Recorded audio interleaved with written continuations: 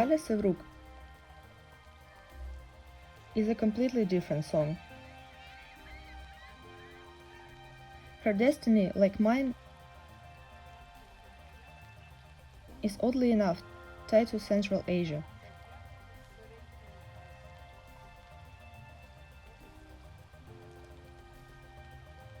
She and I have one such city in Central Asia to which we are still very drawn.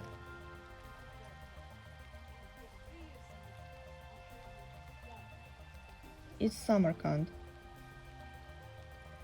I was born in Tashkent because my grandfather was sent to Kushka. My grandmother and my young mother and her husband, who had just graduated from the institute, went with him. They were looking for a place closer to the concentration camp on Kushka. By the way, this is one of the first Leninist concentration camps. Of course, we were not allowed to Ukraine, and in the meantime, our family settled in Samarkand. And somewhere there we are with Hala. Our aura is Samarkand. And this is a very beautiful exotic city preserved despite communist efforts.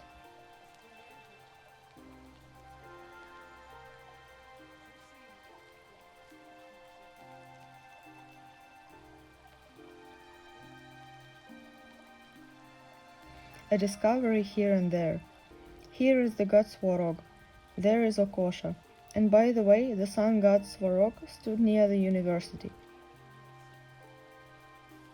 But fighters with religious themes, as well as pagan ones, overthrew the Swarog.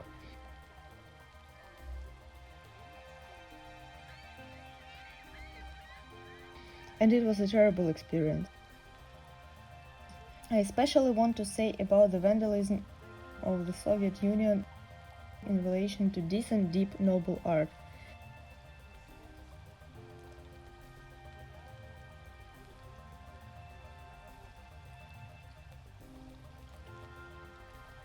Galia's several works were demolished, and a panel by my husband in Rusanivka district, which was dedicated to the theme of pagan times, was demolished.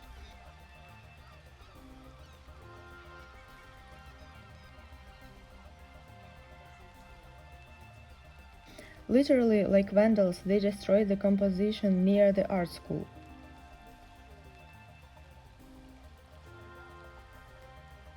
A mother and a child were standing on Tychina Avenue in Berezniki district.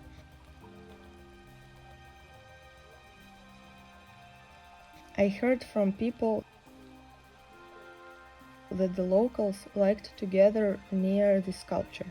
Young people dated and children crowded there.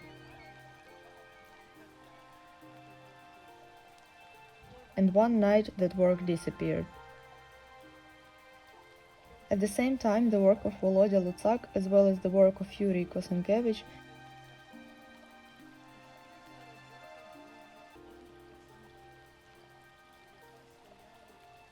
which stood on Velika Zhytomyrska street near some institute of physics, disappeared.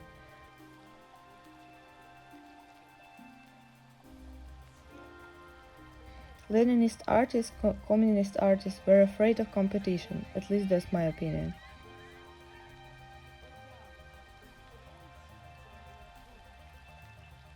They were afraid of the competition of humanistic art in Kiev with their endless Lenins, Brezhnevs and all those bastards with which they polluted the city.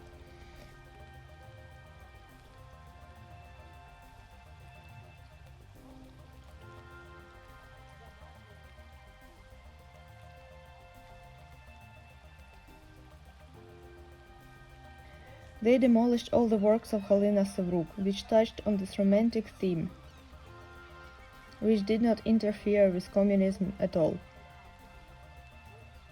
Pagan, fairy tale, fantastic for our time gods, just as a memory of history.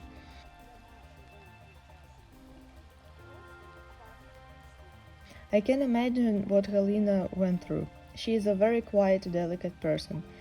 She is an artist and can't help but create.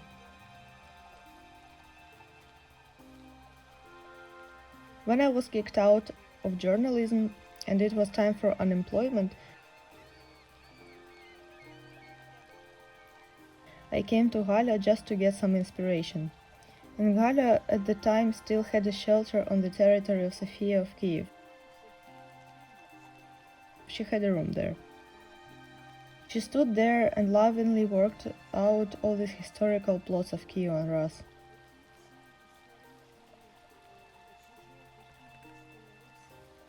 Every time I came to gain vital energy.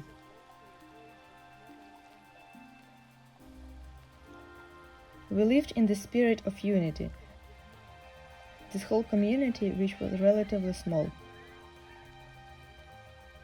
This is also such a bright, joyful way of my life.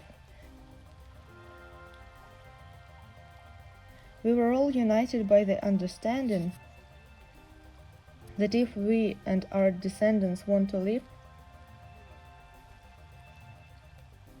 we must free ourselves from the yoke of Moscow.